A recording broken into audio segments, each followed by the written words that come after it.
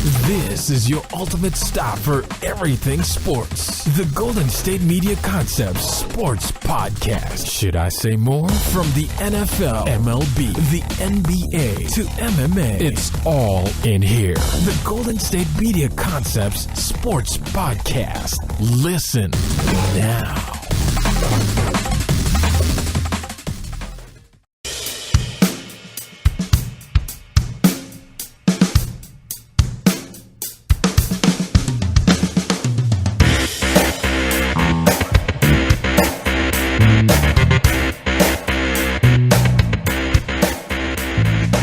Thank you for listening to the Golden State Media Concepts Sports Podcast, where we discuss all the news in the world of sports. My name is Ben. And I'm Anthony. We're back here on a Wednesday, another action-packed show planned for you today. Going to be talking some baseball for once, for the first time in roughly, a couple months now? Basically, yeah. Basically since the end of the season, little bit of free agency, and then that's it. So we're back talking baseball. Jose Bautista has a home. It's a place that he is familiar with. He's spent the last few years there. He's going back to Toronto. Talk about his contract, which he signed yesterday, as well as tonight's Hall of Fame reveal. I guess you want to say the vote comes out at 6 Eastern, 3 p.m. Pacific time. Talk about who we think will get into the Hall of Fame, who deserves to be in the Hall of Fame, and guys that are simply just going to miss out for various reasons. So first, we'll start with Jose Bautista. As I said, he has agreed to a one-year contract, an $18 million deal to stay with the Toronto Blue Jays. This was basically being reported on Monday that the two sides were close to a deal. MLB.com was the first one to talk about it. We talked about it here on the show. The deal was officially signed yesterday. And Anthony, for me, I talked about it with Pauline. So Bautista rejected a $17.2 million qualifying offer in November. So he turns down your offer to become a free agent, test the waters. I get that. Yep. Pretty much everyone does that for the most part. But why are you going to give him then an $18 million deal? So he turned down what you wanted in November, and then you give him more money? Right. For me, it's like, okay, you turned down my offer. Okay, I'm giving you 15. Yeah, you don't have a home yet. Yeah. It's January. The free agency period started pretty much right after the end of the season in December. So now it's like, I'm going to give you more money now? That just doesn't add up to me. Yeah, that did seem kind of weird. Like I said, like you offer him less, and then he goes and looks around here like, who knows, maybe if he had better deals with other teams, something like that, maybe the Angels, because the Angels always like to come in and give people a bunch of money. So maybe, his agent basically leveraged them like that. Like, hey, I've got $20 million from the Angels or whatever. And, Bautista's, at least a little bit of a fan favorite in Toronto. He's been there. This will be 10 years now that he's been with the Blue Jays, and maybe he's not what he was back in 2010, 2011, stuff like that, but he still was a valuable member for the team last year. And $18 million, while that seems high, it's at least only for a year. So if he does badly this year, then maybe they move on after that, because the dude's also 36 years old, so it's not like he's going to be there for another 5-6 years. He's probably got, honestly, a couple years left. But yeah, that does seem like a weird thing. It's just like, all right, we're going to give you 17.2. No, never mind, I'm going to go see what I got. Couple months later, comes back. All right, 18. All right, sold. It just doesn't really add up to me. It's like you're going to turn the other way on my money, and now I'm going to give you more. Right. It's like, okay, now you're going to work for what I want to give you, not what you're going to want to get paid. It just didn't add up to me. It is a one-year deal, but there is an option, a mutual option, in the 2018-2019 seasons. Jose Bautista right now is 36 years old. Since 2010, he does have the most home runs in all of baseball. He's hit 249, which is 12 more than Miguel Cabrera, 18 more than Edwin Encarnacion, and 20 more than Nelson Cruz. Some guys who have some pretty good pop. Encarnacion, a former member of the Blue Jays before signing with the Indians earlier in the offseason. So he is 36. He did battle some injury issues last year. They did also sign Kendrys Morales, who will probably be their DH. So I would imagine they would stick Bautista back in the outfield where he's been the majority of his career.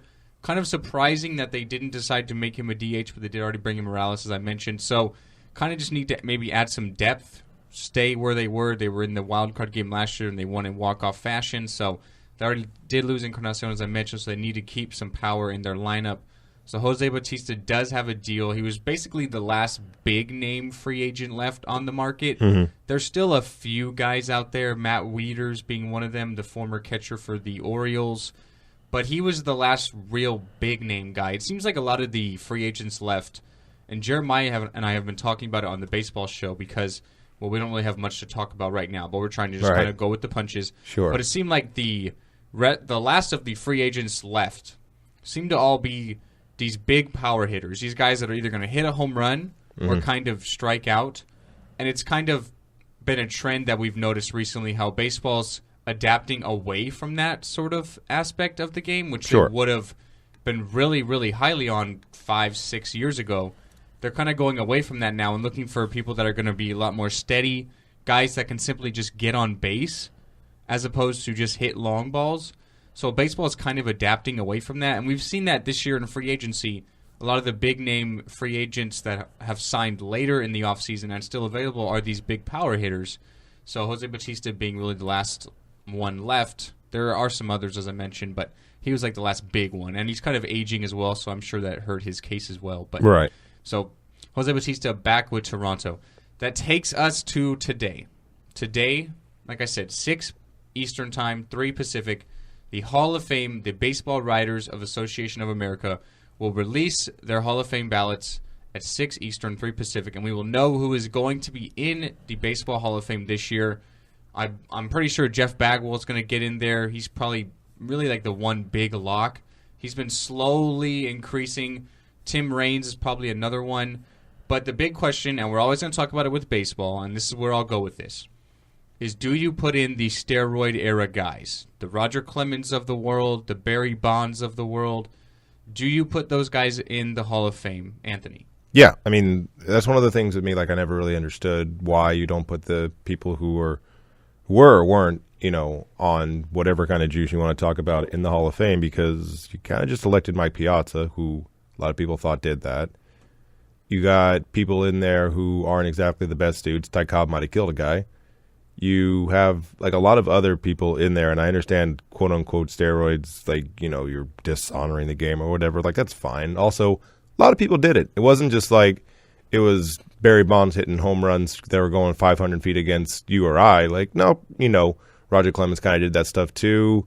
I've always had doubts about Randy Johnson. And, you have all these things where it was basically the most uneven but even playing field. Not for everybody, obviously, but for like the best, they kind of were they were all doing it.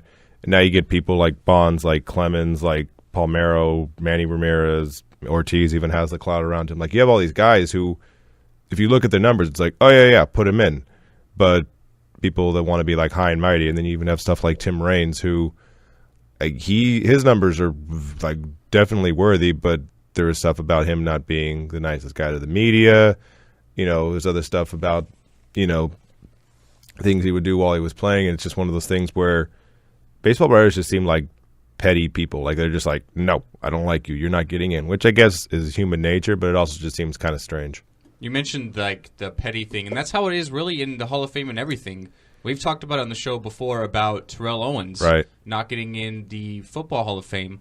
We'll have to see if he gets in this year. The reveal that will be just before the Super Bowl, so a couple of weeks from now. Right. But the same thing goes, a guy that you sort of bring to my mind is Curt Schilling. Sure. Curt Schilling, a guy, last couple of years while he's been an analyst for respective broadcast companies, has kind of rubbed people the wrong way within the media, said some remarks that weren't so great.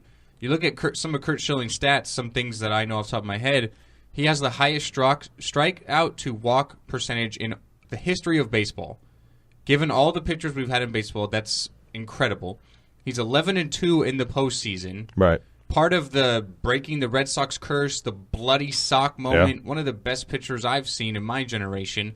And yet he's kind of on like that 50% of the people are voting him in, 50% of the people are voting him out. So he's not even nearly close to that bubble range where you need to be at where you're in or not. Yeah. And he, to me, is like a sure ballot Hall of Famer, and he's not even getting in. And you mentioned the steroid guys, and I'm totally with you. You have to put them in. And don't take this literal, but everyone was using steroids. Yeah. So if you have Roger Clemens, who in my mind is probably a top 5 right-handed pitcher ever, and then you have Barry Bonds, who all around great fielder, great runner, great hitter. We know about his home runs. Just the way he affected the game, people would walk him with the bases loaded. Yeah. on purpose, just so they didn't take a chance of giving up a grand slam or a 3-run double. They would literally let in a run so he couldn't even hit the ball. Yeah. That effect alone has to be put somewhere. I think that was also in the bottom of the ninth with 2 outs. That they were like the bases were loaded, and then I can't remember who the manager was, but yeah, he's basically like, yeah, never mind. You just go to first. It's fine. It's fine. We'll take the 1 run. It's fine. And I realize Clemens and Bonds are in different leagues, so I'm sure they matched up in their career before, but not too often. So let's just say, for instance, you have Clemens versus Bonds, who have both been linked to steroids, never really tested positive, but you and I both know they probably did them. Sure. So let's say, for instance, those 2 guys are both on steroids. How's that any different than 2 guys who aren't on steroids? They're both on it, so it's basically they're canceling each other out in a way. So it's like if everyone is on steroids, it's almost like everyone's not on steroids because you all have the same sort of effect from it. Right. So it's like if you're going to put them out of it because of that, I don't really agree with it. Baseball knew that these guys were doing this. They let them get away with it because baseball was dying. They were coming out of the strike. No one was interested in the game. What happens? Steroids come out. Sammy Sosa and Mark McGwire start hitting all these home runs. It gets more excitement in the game, gets people listening and watching the game. Then you have Barry Bonds you throw in there with 73 home runs in a season. He hit 756. The long ball literally saved baseball, and that is all linked to steroids. Sure. Baseball knew they were doing it, and now obviously you can't get away with it, but back then you could get away with it. They kind of turned the other way to it. There's no way you can leave them out because of that. Yeah, no, I never really understood why people got so mad at people that took steroids or, whatever they were taking, because it wasn't always steroids, it was other stuff too. But I never really understood, why you got so mad at it. Yeah, cool, fine, they're killing the numbers that you loved as a child, but at the same time, it was one of the things where you can kind of just look through the history of baseball and not exactly the best things, they had greenies back in the 60s and 70s. Babe Ruth didn't play with black guys. There was a lot of different things where you could point to. And it's like, okay, well, that was uneven. Why were you doing this? Oh, crap. What was it? David Wells talked about pitching a no-hitter or a perfect game while he was on, LSD or something like that. Dudes have been basically skirting around the rules and doing all these other things for years. And like you said, coming out of the 95 strike, they were like, all right, so, we need popularity to get back in the game. Oh, yeah, these 2 guys are, doing a bunch of things or whatever, but they're hitting the ball 500 feet every time, and they're breaking Roger Maris's record. Well, that's fine, as long as they were getting viewership and sponsors and money and everything else like that. So you can't turn around 5, 6, 7 years later and basically, act like it's the worst thing in the world. Never really understood that, and I don't really care. I basically don't care from 1996 to, give it, 05, 06, something like that. Basically, once they made this new, policy where it was like, all right, look, from now on, don't do that. Before, whatever, but from now on, don't do that. From now on, if you do it, we're going to bust you. Basically for that, decade plus, it's I really don't care who did it. I don't care that Clemens might have done it. I don't care that Bonds might have done it. I don't care that, A-Rod probably did a few things. Basically, there's no one that you could bring up that would surprise me to say, oh, yeah, he was in the allegation. We love David Ortiz. Why do we love David Ortiz? That dude was in that, kind of cloud of suspicion. We love, myself included, Bartolo Colon. That dude was literally suspended for it, got a Cy Young, got suspended, came back, hits a home run because he's fat. Everyone loves him. I mean, that home run last year was pretty funny. It was very funny. So, real quick before we take the break, some of the other guys who are kind of on the ballot that are kind of on the fringe. So some of them, Jeff Bagwell, I mentioned, he's probably in. Tim Raines probably in. Trevor Hoffman, most saves all time right now, but he does have. People are kind of worried because he hasn't thrown 1,000 innings, but I mean he's been a closer his whole life. He's used to going 1 inning every time he steps on the mound. Exactly. So I'm not really worried about that. He's got the most saves all time right now. You got to put him in. Other guys, Vladimir Guerrero, longtime outfielder of the Angels, the Expos. I always remember Vladimir Guerrero for his cannon he had out there in right field, dude, how he just literally did not wear batting gloves and would swing like a golf club basically at the ground and just hit it out of the park. He also didn't care where the ball was at in the strike zone. That's what I'm saying. Hits the ball's gracing the ground and he's hitting it off the almost like cricket. Right. He's hitting off the ground. Other guys, Ivan Pudge Rodriguez, one of the greatest catchers of all time. Right. He's probably on the cusp. Some of these guys are definitely on the cusp, Guerrero being one of them. It's their first year of eligibility, so who knows if they have to wait a year or two. Right, they may not get in the first time around, but right. Yeah. Okay, and then prediction. Sure. These steroid guides are slowly creeping up. Right. People's voting. It's gone up year by year. They've started at like 30, 50. Now they're at about 60. You need 75 to get in. Do you think they're going to eventually get them in? Oh, yeah. Like, I mean, not to be like crass about it, but, you know, the people that are old and crotchety that don't like it, they're going to die. And eventually they're not going to, or they're going to basically not be in the, you know, process of electing these people anymore. So they're going to get in because people that are around our age, we really don't care. I mean, there are people that care that are our age, but it's most of the people who loved, you know, Hank Aaron's, you know, home run mark, who loved Roger Maris's single season home run mark. It's people that like kind of love those old baseball traditions and basically, you know, bonds them, took a flamethrower to it. So it's those people that get mad at it and say, you know, well, you know, disrespected the game or whatever. Like, eventually those people aren't going to be voting anymore. And like you said, slowly it's been going up and up and up, you know, so you'll get people, like I said, like Palmeiro, like Sammy Sosa, like Roger Clemens. I don't think McGuire's a Hall of Famer just in general. The dude just hit a bunch of home runs. That didn't mean he was a good baseball player. But, yeah, I think eventually they'll get in. I agree with you. I think it's only a matter of time.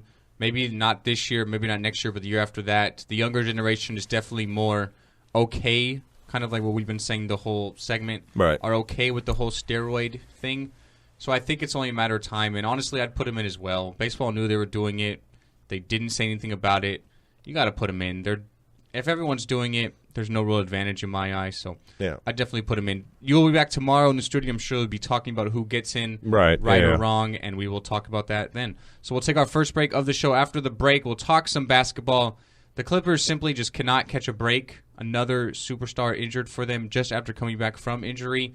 And James Harden with another 40-point triple-double, putting himself in some elite company. We'll talk about that and more after the break at the Golden State Media Concepts Sports Podcast. Tired of searching the vast jungle of podcasts? Now listen close and hear this out. There's a podcast network that covers just about everything that you've been searching. Hey! The Golden State Media Concepts Podcast Network is here. Nothing less than a podcast bliss with endless hours of podcast coverage. From news, sports, music, fashion, cooking, entertainment, fantasy, football, and so much more. So stop lurking around and go straight out to the Golden State Media Concepts Podcast Network. Guaranteed to fill that podcast itch. Whatever it may be. Visit us at www.gsmcpodcast.com. Follow us on Facebook and Twitter, and download us on iTunes, SoundCloud, and Google Play.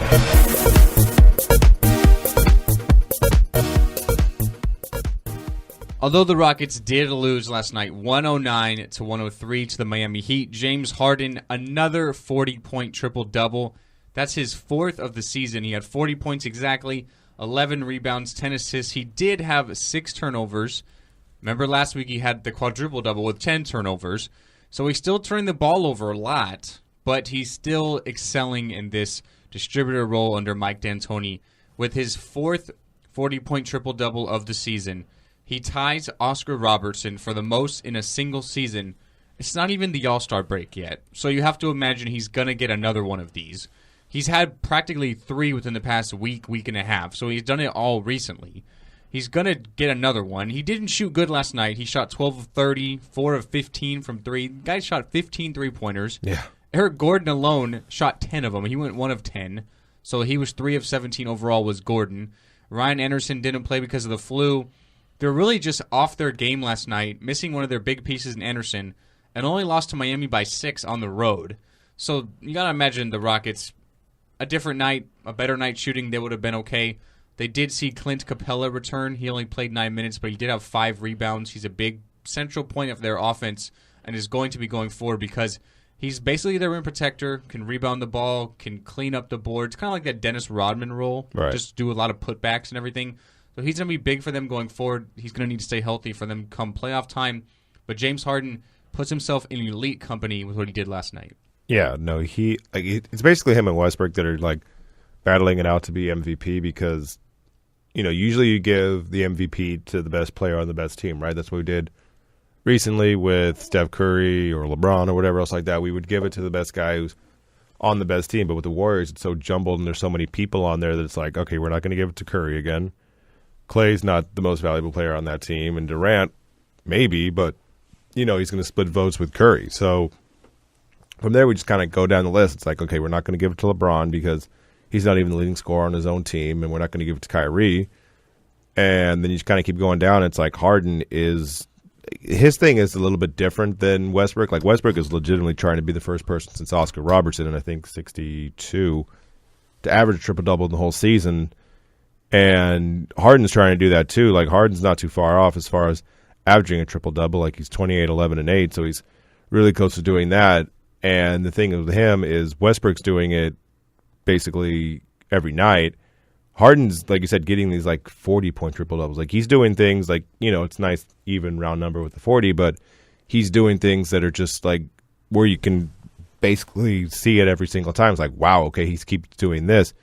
And the thing with Harden is his team is better, right? That helps when you have people like Eric Gordon to help you out. When you have, other people that are on your team that are pretty good. You got Ryan Anderson shooting threes, but with Westbrook, it's him.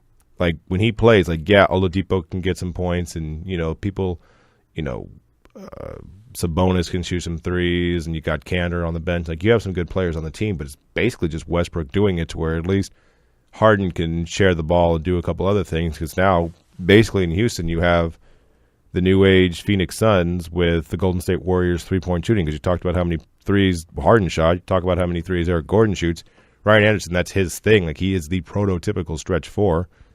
So basically D'Antoni came into this ready-made system, and you talk about how good he's doing under Mike D'Antoni, turnovers aside, but his usage rate is through the roof because they basically made him the point guard, which he did every now and then in Oklahoma City when he was coming off the bench. D'Antoni kind of helps, and this isn't a knock on James Harden, but he kind of helps point guards out. Like, his system is so fast that, he's going to keep running, and they're going to keep getting the points, getting possessions to get these points, right? Like, as good as Steve Nash was, and Steve Nash is a Hall of Famer, his stats got inflated when he was in Phoenix in that time. He even made Raymond Felton look good in New York. You know how hard that is to do? Raymond Felton's no good, and he made him look good for about a year in New York. And turnovers aside, I honestly don't know whether Harden's going to be the MVP or not because it's basically going to come down to the last couple of weeks of the season to see, if Westbrook can keep this up. If they're both in the playoff picture and they're both, at this point it looks like they're basically going to both average a triple-double. No, like I would basically assume at the end of the year they're basically going to be in that range of basically 39 and 9, and it just depends if they're going to basically get all the way up to averaging 30, 10, and 10, but I think it's just going to come down to basically the last few weeks and seeing how the team's doing, see if they do any kind of insane things, like if Harden can somehow get like a 55 point, 15 assists, 10 rebound kind of game or whatever, like at the very end of the season to make us go like, wow. For me, if Westbrook averages the triple-double all year long, I think they'll give it to him. But I would give it to Harden. The effect he's having on his team, we knew Westbrook was going to do this already. We didn't expect this out of James Harden. Right. The team is better record, better team around him, so I'd give it to Harden. But it's going to come down to the stretch, as you mentioned. It's going to come down to the wire. It's going to be fun and interesting to check on as the season progresses. Other news in basketball, the Clippers last night getting some very, very bad news. Reports are Chris Paul, he's going to be out 6 to 8 weeks. 6 to 8 weeks. He has to repair a torn ligament in his left thumb. He's going to undergo surgery today. So he's going to be out 6 to 8 weeks. This is just after Chris Paul came back. He missed a few games with a hamstring injury. Blake Griffin's been out 13 games in a row now because of knee surgery. The Clippers not doing too bad, even with their stars being out. They're fourth in the West at 29 and 14. But you look at where they were at the beginning of the season, they were 14-2 at one point when everyone was healthy. Schedule was a little easier, but still they were showing that, hey, maybe they could be that breakout team in the West, kind of like Oklahoma City was last year, that makes a deep run in the playoffs and really challenges the Spurs and the Warriors. But now Chris Paul's out. Blake Griffin is still out. J.J. Redick has missed a little bit of time, and he's a big loss because he can really stretch the floor with the three. Chris Paul being out now, I just don't think the Clippers can catch a break, man. It seems like they're always just the team that just misses out, and now this year it's the injuries. Yeah, I mean, so you basically have a run in the NBA, right? Like, you can be a really good team, but that's not going to necessarily last for a very long time. Like, as good as the Warriors are, if they, lose Durant this offseason and be a free agent or maybe a year or two from now, like, their run's going to start, kind of dwindling down because Draymond can't be Draymond forever, and you're basically just going to have Steph and Clay because you got rid of Bogut and Barnes and everybody else. With the Celtics, when you had Pierce, Garnett, and Allen, that only lasted for, 5-6 years max, as far as like an actual championship contender. And when Chris Paul got there in that trade, they almost went to the Lakers, then went to the Clippers. All right, Lob City, everybody's happy about it. You got DeAndre Jordan, Blake Griffin. You had all these stars that are on the team that actually made the Clippers the more relevant LA team as far as playoff potential. But now, Chris Paul's 32, JJ Redick's 32, and Blake Griffin's, young-ish, but he's 27 and has had a bunch of injuries basically since his rookie year. Like, he missed the whole rookie season because he got hurt. So you take all those things into consideration. DeAndre Jordan's a good enough player, but he's not someone you basically load everything up and basically say you're the guy. You don't build around DeAndre Jordan. Right, that's what Miami did with Hassan Whiteside, and they stink. They got other people like Dragic on the team, but they're no good. They basically have Hassan Whiteside as the, number one or number two guy. So now you look at the Clippers, and like you said, when they were all healthy, that's awesome, fantastic. They were 14-2. They still don't have a small forward. They've never had a small forward the entire time they've been there. They've tried to bring in people like Jared Dudley or Paul Pierce or whoever. None of that's worked. Basically got the other four guys, but the problem with that is you ran into teams like the Spurs who basically had a system that was, not unbeatable, but basically the, prototype for what you want to do for a franchise with Duncan and Ginobili and Parker and Leonard and Kawhi and Aldridge and everybody else. Then you get the Warriors who basically can shoot threes blindfold and still make them 50% of the time. So they just ran into bad luck with that, and now, like you said, people are getting hurt, people are getting a little bit older. When you get older, you get injured a little bit more. They're probably going to have to blow it up at some point recently because you don't know if that's actually a championship contender with all these, people getting a little bit older. But I do feel bad for Chris Paul because he's legitimately one of the, I don't know how you want to rank him, top 10 point guards of all time. And that whole team, like you said, just can't catch a break. Yeah, last year Chris Paul missed time. They lost to the Blazers in the first round because of it. No one could stop Dame Lillard, and no one could really stop him anyway. But when you take out Chris Paul, who leads the NBA currently in assists at 2.5 a game, one of the better defensive point guards out there, it just makes things even harder. So we'll have to see how the Clippers can do without a couple of their stars. I feel like if they still kind of limp into the postseason, get healthy at the right time, they could still be okay. They have a decent team. They have a lot of depth. Jamal Crawford's probably the best sixth man we've ever seen in the history of the league. Yeah. And Father Time literally does not catch up to that guy. He's going to shoot. So they still could be a dangerous team come April and May, but we'll have to wait and see. And without Blake Griffin and without Chris Paul, they cannot be that team. So they got to try and get these guys healthy.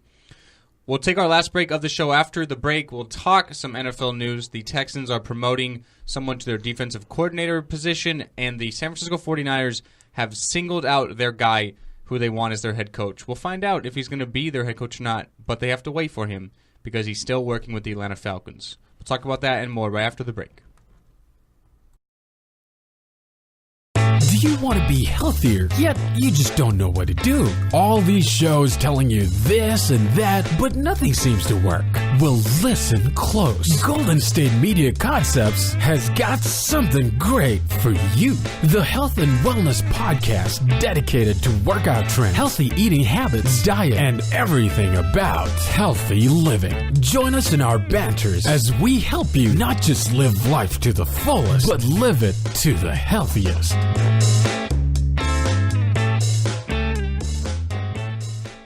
Welcome back into the Golden State Media Concepts Sports Podcast. The Houston Texans, or as Anthony and I were talking about it during the break, the New England Patriots 2.0, because everything they do is kind of like Patriots related, and we'll talk about it really quickly. So the Houston Texans are going to be promoting linebacker coach Mike Vrabel, who was a member of the New England Patriots, remember? Yep. They are promoting him to the defensive coordinator role. Romeo Crennel, former New England Patriot coach, was the current defensive coordinator. He's going to be kind of stepping down in a way. He's going to be an assistant head coach, which If you ask me, I don't really know what that totally entails. I'm not sure what an assistant head coach does. Right. But anyways, Mike Vrabel is going to be their new defensive coordinator. Crennel's still going to be there. So kind of like a molding him, shaping him into the way of being a D coordinator and probably take over full-time the next couple of years. Vrabel, who is 41, as I mentioned, did play 14 seasons in the league, a lot of them with the Patriots. He was offered a defensive coordinator job by the Niners last year with Chip Kelly, but he turned that down to stay the linebacker coach for the Texans. And he's now going to be defensive coordinator in Houston.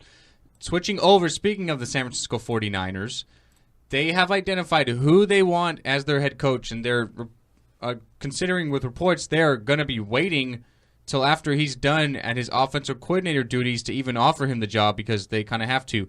They're looking at Kyle Shanahan, the offensive coordinator of the Atlanta Falcons.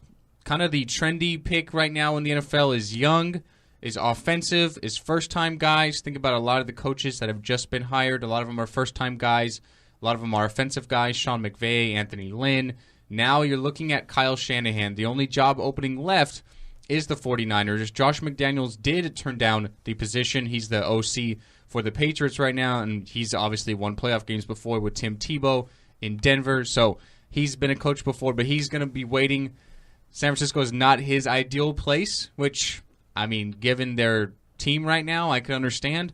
But for a guy like Shanahan, a guy who's never been a head coach before, been an OC a lot of different places, turned a lot of quarterbacks around, in my opinion, he's kind of the guy who you can consider resurrecting the career of Matt Ryan. Matt Ryan's best season this year, Kyle Shanahan's first year there in Atlanta. I contribute a lot of it to that. Now he's going to be looking like he's going to San Francisco. I don't see any way he really turns this job down. Do you? No, I mean, like you said, it's a head coaching job. He's 37 years old, which is not the youngest head coach in the NFL by a mile at this point, with McVay getting hired at 30. And, you talk about what he did with Matt Ryan. He was, on the staff with the Redskins when RG3 had his breakout year, and, whatever happened with RG3 in the playoffs where they basically shattered his knee, he was responsible for having RG3 have a great, probably honestly a better rookie season than Andrew Luck had, and Andrew Luck was great. So now you get a chance to be a head coach, and, you've been an offensive coordinator for the Falcons, and I'll just say Washington. I don't want the team in between. He was kind of an offensive coordinator for the Browns. We won't talk about that. That's fine. But to be fair, the Browns were better that year than they were this year, so I guess that's a little bit of a feather in his cap for that. But yeah, I mean, the Niners are kind of in disarray. They've had 3 different head coaches in the last 3 years. Basically, all of them were terrible. Well, Harbaugh wasn't terrible, but he just basically fought with everybody in upper management, and they basically decided to fire him, and now they're terrible. So that is nice for him. But you brought in Tom Sula, and no offense to Tom Sula, but he didn't, do anything resembling head coaching things, which is fair. When everybody retired, it's hard to actually do those things. Then Chip Kelly comes in. Those players are still retired, / Alden Smith is gone or something like that. And they stink again. They fire Chip Kelly.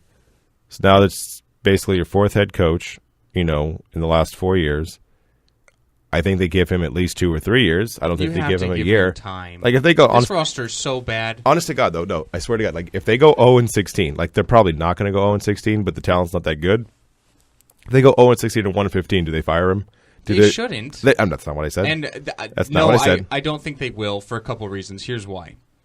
Number one, if you fire him, just like you have the last 3 guys, you are still going to be paying, I'm not sure the contract exactly, but you're still going to be paying Chip Kelly. Yes. You're still going to be paying Tom Cable, and you're still going to be paying Kyle Shanahan. So you're going to be paying at least 3 head coaches, not to mention the new one you bring in. Yeah. So you'll be paying 4 head coaches when you have 1 head coach on your current, budget, you could say. Right. Okay, so that's not going to happen. And 2, you already got rid of Trent Baalke, so you're going to be bringing in a new GM. And I'm kind of surprised that Jed York and the Niners are opting to bring in a head coach before they bring in a GM. Usually it goes the other way around. Right. You're basically going to bring in a GM and say, okay, Kyle Shanahan's your guy, whether you like it or not. Do you want the job or not? Right. We've seen this happen before. It reminds me because we're here in Sacramento. Right. This happened in Sacramento. How'd that go? They brought in Michael Malone as their head coach before they brought in a GM. That didn't go well. And Pete D'Alessandro. Yep. It didn't work out. Both those guys aren't in their positions anymore for the Kings. So it kind of is like, is that necessarily the best option or not? To me, it's not. I would probably bring in a GM, have my GM pick his guy. Yeah. But for me, Kyle Shanahan's a perfect option. I'm surprised he's not a head coach of a team yet. He interviewed for others, Jacksonville being one of them, Denver being one of them, but they went other ways. Now the Niners are the only job left. Everyone's turning it down. McDaniels turned it down. Tom Cable, who's the offensive line coach for the Seattle Seahawks, has said he wants to stay there as the line coach for Seattle. So he, in a way, has turned it down. This roster, say what you want about the Browns. I'd probably take more players on the Browns than I would on the Niners. I mean, Joe Thomas is still a good tackle in this league. Terrell Pryor did well. Terrell Pryor's an okay wide receiver. Joe Hayden's not a bad cornerback. I can't name one player on the Niners roster, maybe Carlos Hyde, but he's got some injury issues that I would honestly want on my team. Yeah. So they probably have, in my eyes, the worst roster in the NFL. So it's like you can't literally expect him to have the Harbaugh treatment where he takes a team that was absolutely terrible and turns them into even a playoff team, let alone a team that was in the NFC Championship game Harbaugh's first year he was there. So you can't give him just 1 year. And Kyle Shanahan's a good offensive mind. His dad is a Super Bowl winning head coach, so he obviously has some sort of insight there and is going to be helping his son. So I think it's a good move. For me, you bring in this guy, Kyle Shanahan, but then it's like, where do you go at QB? Right. Do you stick with Colin Kaepernick, who has already said he's going to test the free agency market, which there's probably not much of a market out there for him if he wants to be a starter. You talked about the bad people that are on the Niners. He actually wasn't terrible. Like, he got in and, they lost basically all their games with him, but he had 4 yards passing in one game. I mean, fine. Okay. Everyone has a bad week. I could throw for 4 yards in an NFL game. That's fine. Also, fine. Also, he's thrown for like 350 yards in games, too. I know. I'm just saying one game. But he didn't do too bad under Chip Kelly when he started. He was the prototype quarterback for that offense. We all knew that. And, the other thing we're talking about, it's looking like Kyle Shanahan's going to be the guy. I would laugh so hard if he basically was like, hey, never mind. I changed my mind. I'm just going to stay here in Atlanta. That's fine. We, especially if they win the Super Bowl. Right. And he's like, I'll stay here. I like this. The Super Bowl, this feels nice. Because you're basically going from, you're going from the penthouse to the outhouse. Not only that, you're going from the penthouse to the outhouse that has flies around it and it smells a little bit badly and no one's lived there for a while because it might be haunted. Like, there's a lot of things in that outhouse. And the stadium is brand new and no one goes to it. And the field is all torn up and terrible. That sucks for the Niners because, the Niners are legit one of the, 4 or 5 most historic franchises in the NFL, right? Cowboys, Packers, Steelers, whatever. And they went into this new stadium, and everyone's just like, oh, it's going to be great because we're all trying to copy Jerry Jones and what he did with Dallas. And it's not the same. The field stinks. The players are bad. Harbaugh's laughing at you over in Michigan. And it's, you got basically Jed York, who's who did it? This guy, I forget who said it, but he basically called him the Boy King because he looks so young and he basically looks like he doesn't know what he's doing. And now the Niners are, kind of irrelevant again, and they'll probably be irrelevant for another 4 or 5 years because it took them about a decade to actually get back to relevance, and they basically got all those players, whether it's Patrick Willis, Alden Smith, Justin Smith, they got free agency. They got all these good players in high, being high in the draft and getting free agents. It's going to take them that long again, and maybe Shanahan's the guy that gets it because, to be fair, he seems like a great offensive mind, but that defense is bad too, and good luck to you. They do have the number 2 pick in the draft, so interested to see where they go come late April. Right. Obviously, second round, they're going to have an early pick as well. Maybe Deshaun Watson from Clemson falls. They look there. You got to imagine if Shanahan comes in, he's going to want to have at least an idea of who he wants as a quarterback, whether it be bringing in a guy like Colin Kaepernick again, maybe Mike Glennon, who's a free agent who probably will get a job somewhere, or at least as a backup. You could have some guys out there you draft, maybe Mitch Trubisky from North Carolina. I mentioned Watson. There's also Deshaun Kaiser from Notre Dame. So there are some, I guess you can say, names out there that people have heard of. So we'll have to see what the Niners do. Well, I don't see how Shanahan turns this down, though. I think once he's done with Atlanta, he'll gladly step in. He's never been a head coach before. I'm sure he wants to do that. He's proven himself as an offensive coordinator. Reminds me a lot of Josh McDaniels, Lane Kiffin, just a guy who's finally going to get his break in head coaching, and he deserves it. Well, of all the we basically had a handful of new head coaching jobs, right? Whether it was the Rams, the Chargers, Broncos, or Buffalo. Outside of Denver, of all of those jobs, Jacksonville stunk. The Rams are bad. maybe the Chargers because they have a quarterback. They're okay. Yeah, but honestly, you talk about how, now Shanahan's probably going to get the job, but they've waited this long and everything else like that, and he could have had other jobs. The Niners at least are a historic franchise. The Jaguars stink, and we just assume they're going to stink forever because they've basically stunk forever except for the first 5 years they were in the league. The Rams, maybe they have a quarterback, or maybe he stinks. He probably stinks. The Chargers are perennially 6-10 and only have a quarterback. And Joey Bosa is a nice piece. That's true. Joey Bosa is good. Melvin Gordon's pretty good. They actually have some good players, but they always seem to hang around 6-10, 8-8. And then something like, did you want to wait another year and take the Browns job? That doesn't seem good. So I guess with the Niners, it's if you can bring that team back to being any kind of relevant, there's at least some praise in there for you, and you at least saw that recently with them, to where the other teams like the Rams and Jaguars, they don't really have that much of a history. We'll have to see what they do. We'll have to see if Shanahan does accept it or not. The Niners are definitely playing the waiting game, and they can do that because there's no one else that's going to be in the service for another head coach, because they're the only team that has not got one yet. So we'll have to see. Shanahan may be done this week if they lose to Green Bay. If not, it's another 3 weeks because they'll be playing in the Super Bowl. So Niners are going to have to just kind of sit back and play the waiting game now. Good decision or not to hire a coach before a GM. I mean, we've debated that. That's kind of debatable, but we'll have to wait and see how it goes. That's going to end our show for today. I'd like to thank you for listening. My name is Ben. And I'm Anthony. This is us signing off at the Golden State Media Concepts Sports Podcast. Anthony will be back in the studio tomorrow talking all things, probably some Hall of Fame votes. Basketball tonight, we have the Thunder versus the Warriors, although it is in Oracle Arena. I can't wait for Durant to go back to the Chesapeake Arena in OKC. Get that LeBron treatment, just the Boo Birds. That's going to be very, very interesting. I just want to see what happens. Oakland, though. I just want to see what happens with Westbrook and him. Westbrook's going to stare him down I hate you so much. Why did you leave me? So tonight is game 2, I guess, if you can say, the new rivalry.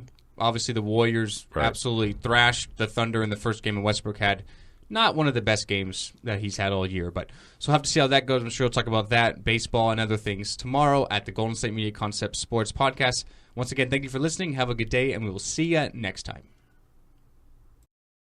You've been listening to the Golden State Media Concepts Sports Podcast, part of the Golden State Media Concepts Podcast Network. You can find this show and others like it at www.gsmcpodcast.com. Download our podcast on iTunes, Stitcher, SoundCloud, and Google Play. Just type in GSMC to find all the shows from the Golden State Media Concepts Podcast Network, from movies to music, from sports to entertainment, and even weird news. You can also follow us on Twitter and on Facebook. Thank you, and we hope you have enjoyed today's program.